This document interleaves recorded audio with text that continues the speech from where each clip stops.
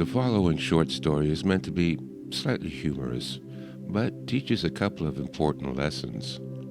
The first is know your terrain. The famous Chinese strategist Sun Tzu advises that a general must know the terrain upon which he will do battle, that different terrains require different strategies. Now, Sun Tzu was speaking about armies, but the advice applies even to individual combatants. The famed Japanese swordsman Miyamoto Musashi also advised that martial artists practice on different terrains to understand the properties of those terrains and how it will affect your fighting skills. I have followed this advice and have sparred and trained on various surfaces, on the grass, on the beach, in the snow, in the surf line, and on gravel and rocks. When you only train in a dojo with a nice soft tatami and even floor, you become a little complacent.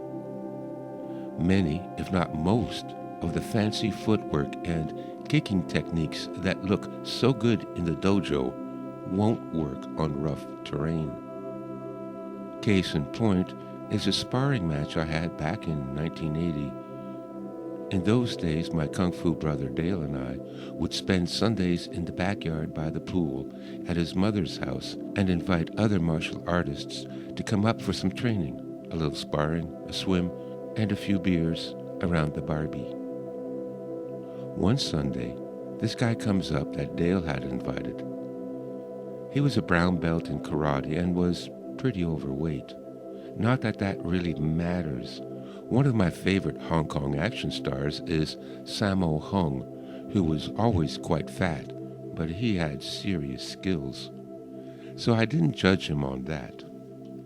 One thing I did judge him on was during the small talk in the kitchen. He points to the ceiling lamp and says, "I could kick that high."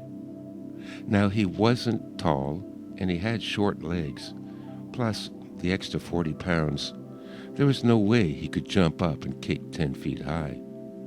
I thought it a strange thing to say, but I have learned when people start telling you how good they are, they probably are not that good.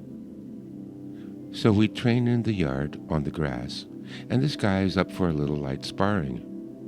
Now, if you've never sparred barefoot on thick, damp grass, you won't know that it's slippery as hell. So we face off, and he moves first with an obvious telegraphed front snap kick. I have a good sense for distancing.